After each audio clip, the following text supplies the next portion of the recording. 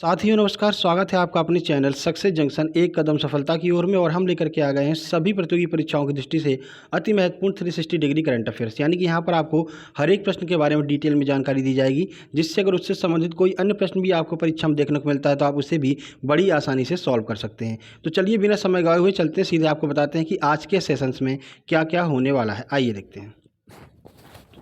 तो today session की बात करें, सबसे पहले स्टडी का रिवीजन कराया जाएगा, यानी कि कल हमने जो आपको करंट अफेयर कराई है उसमें से रैंडमली 3 प्रश्न आपसे पूछे जाएंगे और आपको अपने आप को खुद ये चेक करना है कि कल वाली करंट अफेयर आपको याद है अथवा नहीं याद है। उसके बाद में टुडे करंट अफेयर, यानी कि आज के करंट अफेयर के महत्वपूर्ण प्रश्न होंगे जो विथ डिटेल फुल डिटेल में जानकारी के साथ में आपको कराए जाएंगे। उसके बाद में मध्य प्रदेश करंट अफेयर के कुछ महत्वपूर्ण प्रश्न होंगे, वो भी आपको पूरी डिटेल में कराए जाएंगे। साथ ही साथ में स्टैटिक जीके, जो कि सभी परीक्षाओं की दृष्टि से अति महत्वपूर्ण है, तो स्टैटिक जीके के महत्वपूर्ण प्रश्नों को आपको कराया जाएगा जो अभी तक परीक्षा में आए हैं और जिनकी आगामी परीक्षा में आने की संभावनाएं हैं। उसके बाद होमवर्क विद स्क्रीनशॉट, यानी कि कल हमने आपसे एक प्रश्न पूछा था, उसका जवाब जिन लोगों ने दिया होगा उनके नाम आपको स्क्रीन पर दिखाई देंगे। उसके बाद है टुडे होमवर्क, यानी कि आज हम आपसे एक प्रश्न पूछेंगे जिसका जवाब देने पर कल वाली वीडियो में आपका नाम भी आएगा। तो चलिए शुरुआत करते हैं। सबसे पहले रिवीजन कर लेते हैं। आइए देखते हैं रिवीजन का पहला प्रश्न।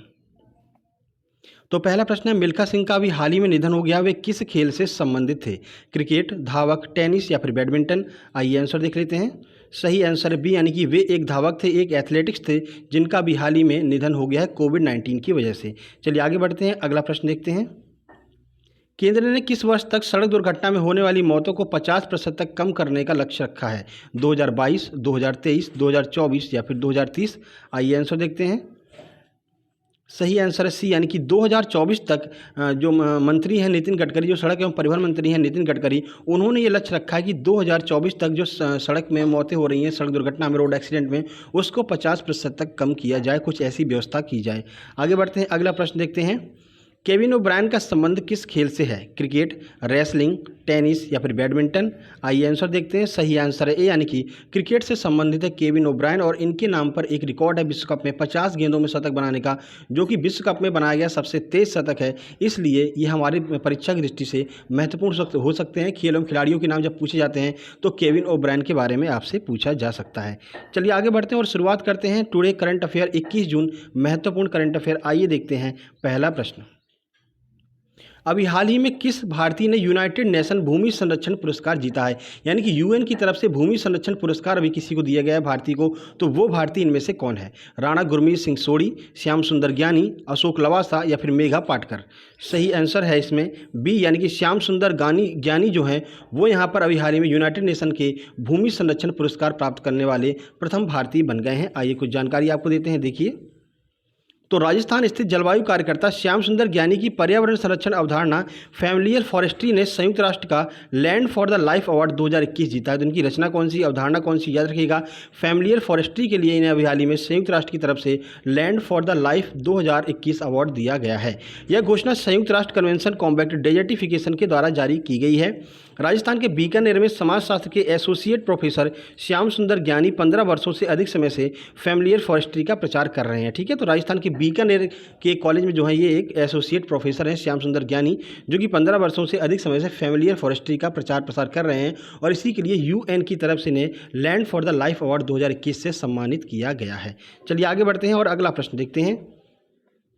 ईरान के नए राष्ट्रपति कौन बने हैं? ठीक है, तो ईरान में अभी हाल ही में नए राष्ट्रपति का चुनाव हुआ है, तो नए राष्ट्रपति कौन बने हैं आपको बताना है। ऑप्शन है अब्दुल्ला रहमान, ऑप्शन बी है एफ मुफ्ताली, ऑप्शन सी है इब्राहिम रईसी, ऑप्शन नंबर डी है इनमें से कोई नहीं। चलिए आंसर देख लेते हैं। सही आंसर है सी, यानी कि इब्राहिम रईसी अभी हाल ही में ईरान के नए राष्ट्रपति बने हैं। तो चलिए कुछ जानकारी आपको देते हैं इस प्रश्न के बारे में। तो ईरान के राष्ट्रपति चुनाव में इब्राहिम रईसी ने जीत हासिल की है। इब्राहिम रईसी ईरान की शीर्ष न्यायाधीश हैं और अति रूढ़िवादी विचार रखते हैं, यानी कि अभी तक क्या थे, तो न्यायाधीश के पद पर कार्यरत थे और इन्होंने ही राष्ट्रपति का चुनाव जीत लिया है। अमेरिका के अधीन है। देखिए ईरान जो है वो अमेरिका के लगभग अधीन है, आपको पता ही होगा। अमेरिका ने काफ़ी समय से ईरान पर यहाँ पर कब्जा किया हुआ है। राजनीतिक कैदियों की हत्या से जुड़े हुए हैं कौन? ये जो रईसी हैं ये राजनीतिक कैदियों की हत्या से जुड़े हुए हैं। जब मतलब कि अमेरिका जो है ईरान पर कब्जा किया हुआ था, तब कुछ राजनीतिक कैदियों की यहाँ पर मृत्यु हो गई थी, तो उनसे जुड़े हुए हैं कौन? ईरान रईसी। ठीक है, मतलब कि ईरान के राष्ट्रपति इब्राहिम रईसी।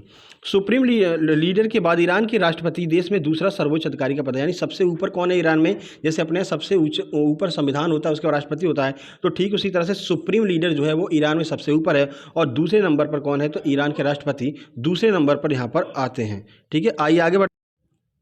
तो चलिए अगला प्रश्न देखते हैं। तो भारत के राष्ट्रीय सुरक्षा सलाहकार NSA कौन है? अब ये हमारे लिए महत्वपूर्ण क्यों है? तो अभी हाल ही में इन्होंने एक बैठक में भाग लिया है, जहां पर पाकिस्तानी NSA भी यहां पर बैठक में भाग लिए थे। तो कौन सी वो बैठक है वो भी हम आपको बताएंगे। पहले देखते हैं भारत के राष्ट्रीय सुरक्षा सलाहकार यानी कि NSA कौन है। राजनाथ सिंह, राजीव कुमार, शक्तिकांत दास और अजीत डोभाल। चलिए आंसर देख लेते हैं।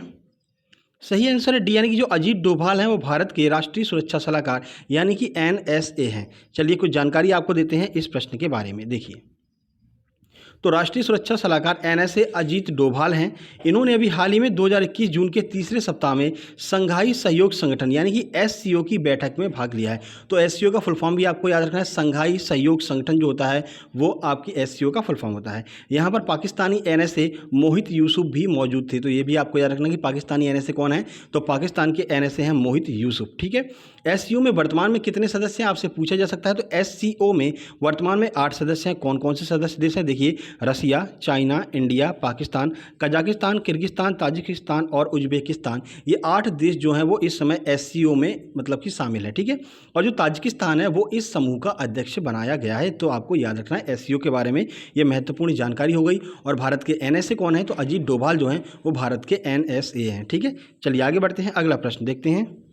पंजाब के खेल और युवा सेवा मंत्री राणा गुरमीत सिंह ने खेलों से संबंधित कौन सा मोबाइल ऐप लॉन्च किया है? मिशन ओलंपिक, खेलो पंजाब, पंजाब दे खिलाड़ी या फिर इनमें से कोई नहीं। चलिए आंसर देखते हैं। सही आंसर है बी, यानी कि खेलो पंजाब के नाम से एक यहाँ पर ऐप जारी किया गया है पंजाब के खेल और युवा सेवा मंत्री राणा गुरमीत सिंह के द्वारा।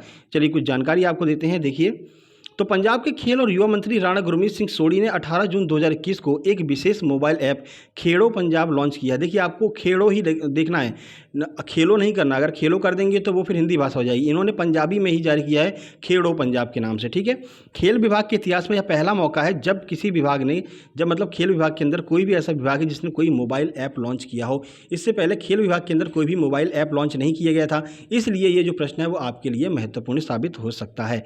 इसके लॉन्च के साथ ही वर्तमान खिलाड़ी और नवोदित खिलाड़ी ऑनलाइन पंजीकरण करने की स्थिति में होंगे और अपनी रुचि के किसी भी खेल को चुन सकते हैं। यानी कि पंजाब में जितने भी खिलाड़ी हैं वो डायरेक्ट ऑनलाइन अपना जो है रजिस्ट्रेशन करा सकते हैं इस ऐप की मदद से, और कोई भी खेल को यहाँ पर चुन सकते हैं। ठीक है, चलिए आगे बढ़ते हैं और अगला प्रश्न देखते हैं।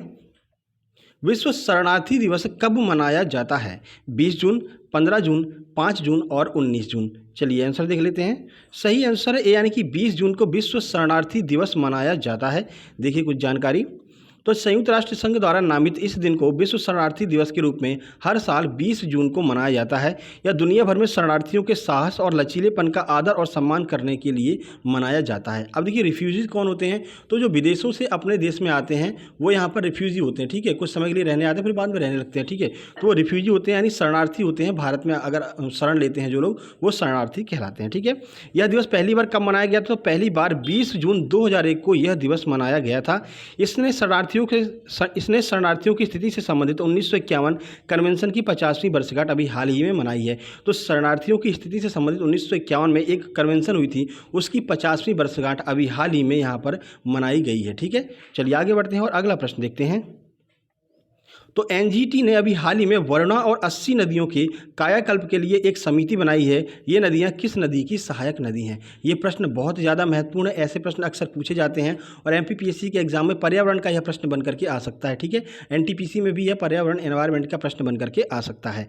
ऑप्शन ए है यमुना, ऑप्शन बी है गंगा, ऑप्शन सी है चंबल, ऑप्शन नंबर डी है ब्रह्मपुत्र। तो बताइए वरुणा और 80 नदियाँ किसकी सहायक नदियाँ हैं? चलिए आंसर देख लेते हैं। सही आंसर बी, यानी गंगा की सहायक नदियाँ हैं वरुणा और 80। आइए देखते हैं ये कहाँ पर गंगा में आकर के मिल जाती हैं। देखिए, तो नेशनल ग्रीन ट्रिब्यूनल ये आपका एनजीटी का फुल फॉर्म हो गया, ये भी आपको याद रखना है, परीक्षा में पूछा गया है। वाराणसी में वरुणा और 80 नदियों के कायाकल्प के लिए एक समिति को गठित किया। तो ये दोनों नदियाँ कहाँ पर हैं, तो वाराणसी यानी कि बनारस में ये दोनों नदियाँ हैं। ये दोनों नदियाँ गंगा की सहायक नदियाँ हैं। एनजीटी के अध्यक्ष यहाँ पर आपको देखने को मिल जाएंगे, तो महत्वपूर्ण हो जाएगा। तो एनजीटी अध्यक्ष न्यायमूर्ति आदर्श कुमार गोयल की अध्यक्षता वाली पीठ में इस उद्देश्य के लिए एक स्वतंत्र निगरानी समिति का गठन किया गया है। तो सीधे सीधे आपसे पूछा जा सकता है एनजीटी के अध्यक्ष कौन है, तो वर्तमान में एनजीटी के अध्यक्ष हैं आदर्श कुमार गोयल। वरुणा गंगा संगम पर कॉलीफॉर्म बैक्टीरिया की संख्या 71 मिलियन प्रति 100 ml पानी में है, अर्थात कि यहाँ पर जो गंगा जल है वो अति शुद्ध है, ठीक है। और गंगा जल किस वजह से बन जाता है आपको पता है, कॉलीफॉर्म नामक बैक्टीरिया गंगा जल में पाया जाता है। तो जो वरुणा और गंगा का संगम है यहाँ पर 71 मिलियन प्रति 100 ml में कॉलीफॉर्म बैक्टीरिया पाया जाता है, यानी कि यहाँ का पानी बहुत ही ज़्यादा शुद्ध है, इसमें कभी भी कीड़े नहीं पड़ सकते हैं, ठीक है। चलिए आगे बढ़ते हैं। तो आज आपकी एमपी जीके की क्लास को स्टॉप कर दिया गया है, क्योंकि जो एमपी का करंट अफेयर उसकी जगह पर आज हम दोपहर में 12:30 बजे आपके लिए एमपी जीके की T20 सीरीज यानी कि 20 प्रश्न आपके लिए टेस्ट वाली सीरीज लेकर के आ रहे हैं एमपी जीके की दोपहर में 12:30 बजे, ठीक है। तो वहाँ पर आपकी एमपी जीके कवर हो जाएगी। बाकी कल वाली वीडियो में हम आपके लिए वापस से एमपी जीके लेकर के आएंगे, ठीक है। चलिए अब यहाँ से शुरू करते हैं स्टैटिक जीके का सुपर स्तंभ क्लास, यानी कि स्टैटिक जीके के किस तरह के प्रश्न आपकी परीक्षा में देखने को मिल सकते हैं और किस तरह के प्रश्न अभी तक पूछे गए हैं विभिन्न परीक्षाओं में। चलिए देखते हैं पहला प्रश्न। तो मेघा पाटकर किस आंदोलन से संबंधित हैं? ऑप्शन है चिपको आंदोलन, ऑप्शन बी है मैत्री आंदोलन, ऑप्शन सी है नर्मदा बचाओ आंदोलन या फिर ऑप्शन नंबर डी है पश्चिम घाट आंदोलन। चलिए आंसर देख लेते हैं। सही आंसर है सी, यानी कि नर्मदा बचाओ आंदोलन से संबंधित है मेघा पाटकर। अब देखिए मेघा पाटकर एक समाज सेवी हैं और ये नर्मदा बचाओ आंदोलन से जुड़ी हुई हैं। मेघा पाटकर के बारे में आपने कई बार भी सुना होगा कि जब जो है यहाँ पर कुछ गाँव जो है उनको स्थानांतरित किया जा रहा था, क्योंकि नर्मदा पर बांध बना दिया गया था और बहुत ज़्यादा पानी भर गया था, तो नर्मदा को यहाँ पर खतरा हो गया था, आसपास के गाँव को खतरा हो गया था। तब इन्होंने जो है एक तरह से जल आंदोलन यहाँ पर किया था, जल सत्याग्रह किया था। तो वहाँ पर मेघा पाटकर का नाम निकल करके सामने आया था, ठीक है। चलिए आगे बढ़ते हैं, अगला प्रश्न देखते हैं। अगला प्रश्न है कॉफ़ी पौधों के किस भाग से प्राप्त की जाती है? जड़ से, पत्ते से, तने से या फिर बीज से? चलिए आंसर देख लेते हैं। सही आंसर डी, यानी कि कॉफ़ी जो होती है वो पौधे के बीज से प्राप्त की जाती है। अब देखिए कॉफ़ी के बागानों को क्या कहते हैं, ये भी प्रश्न कई बार पूछा गया है। तो कॉफ़ी के बागानों को फेजेंडा कहते हैं, ठीक है। विश्व में सर्वाधिक कॉफ़ी ब्राज़ील में होती है, आपको पता है, और भारत में सर्वाधिक कॉफ़ी कर्नाटक राज्य में होती है, ये भी आपको याद रखना है। तो विश्व में ब्राज़ील, भारत में कर्नाटक, और कॉफ़ी के जो बागान होते हैं उन्हें फेजेंडा कहते हैं, और कॉफ़ी बीजों से प्राप्त की जाती है, ठीक है। तो ये कॉफ़ी से संबंधित महत्वपूर्ण जानकारी आपके लिए हो गई। चलिए आगे बढ़ते हैं, अगला प्रश्न देखते हैं। निम्नलिखित में से कौन सा एक शहर वाला देश है, यानी पूरे देश में सिर्फ और सिर्फ एक ही शहर है? ब्रिटेन, सिंगापुर, मालदीव या फिर इंडोनेशिया? आंसर देख लेते हैं। सही आंसर है बी, यानी कि सिंगापुर एकमात्र ऐसा देश है जिसमें पूरे देश में सिर्फ एक ही शहर है और वो है वहाँ की राजधानी सिंगापुर सिटी। देखिए सिंगापुर सिर्फ एक शहर वाला देश है, इसकी राजधानी सिंगापुर सिटी है। यह केवल 54 देशों से, मतलब 54 द्वीप जो होते हैं उन 54 द्वीपों से मिलकर के यहाँ पर बना, ये देश नहीं है, यहाँ पर मिसप्रिंट है, 54 द्वीपों से मिलकर के एक देश बना है, उसका नाम है सिंगापुर, और सिंगापुर सिटी यहाँ की राजधानी है। और केवल एक ही शहर है पूरे देश में और वो है सिंगापुर सिटी, जो कि यहाँ की राजधानी है। तो आपसे पूछा जा सकता है कि विश्व में ऐसा कौन सा देश है जिसमें केवल एक ही शहर है, तो आपका आंसर होगा सिंगापुर, जहाँ की राजधानी आपको याद रखनी है सिंगापुर सिटी, जहाँ की राजधानी है। चलिए आगे बढ़ते हैं और बात करते हैं कि कल के प्रश्न का सही उत्तर क्या है। तो कल हमने आपसे पूछा था कूनो नेशनल पार्क कहाँ पर है, जहाँ अभी हाल ही में 10 चीते अफ्रीका से लेकर के आए जा रहे हैं, जिसमें 5 मादा है, 5 मेल हैं, 5 फीमेल हैं, ठीक है। तो श्योपुर में स्थित है। मुरैना भी अगर आपको ऑप्शन मिलता है तो मुरैना भी आप लगा सकते हैं। श्योपुर और मुरैना के बॉर्डर पर जो है कूनो राष्ट्रीय उद्यान स्थित है, ठीक है। और स्पेशली ये चीतों के लिए प्रसिद्ध है। तो यहाँ पर अफ्रीका से जो है 10 चीते लेकर के आए जा रहे हैं। नवंबर तक जो है 10 चीते आ जाएंगे। किस किस ने सही जानकारी दी है, आइए उनके नाम देख लेते हैं। तो शैलेंद्र चौधरी ने हमेशा की तरह काफ़ी अच्छी यहाँ पर जानकारी दी है, कब इसकी स्थापना हुई थी, ये सारी चीज़ें बताई हैं। उसके बाद में एस.के. बुंदेला ने बताया मध्य प्रदेश के श्योपुर में, दीप्ति द्विवेदी ने बताया श्योपुर में, साक्षी द्विवेदी ने बताया एमपी के श्योपुर में, हरीश बाबू ने श्योपुर बताया है, पूनम रजक ने श्योपुर बताया है, भारती मानिक ने श्योपुर बताया है, पूजा दांगी ने एमपी में बताया है, शिल्पा वानखेड़े ने एमपी में बताया है, विजय कुमार मिश्रा ने कूनो पालनपुर अभ्यारण्य मध्य प्रदेश के सीमावर्ती जिले से श्योपुर में पड़ता है, बहुत सही जानकारी दी है। संजय दुबे ने यहाँ पर बिल्कुल सही, संजू दुबे ने बिल्कुल सही जानकारी दी है। बहुत बहुत धन्यवाद आप लोगों का कमेंट करने के लिए। ऐसे ही कमेंट करते रहिए और एक दूसरे के कमेंट को जरूर पढ़ लिया कीजिए, क्योंकि हर एक कमेंट में कुछ ना कुछ यूनिक जानकारी आपको यहाँ पर देखने को मिल सकती है। चलिए आगे बढ़ते हैं और देखते हैं आज का क्या प्रश्न है, जिसको आपको कमेंट बॉक्स में कमेंट करके बताना है।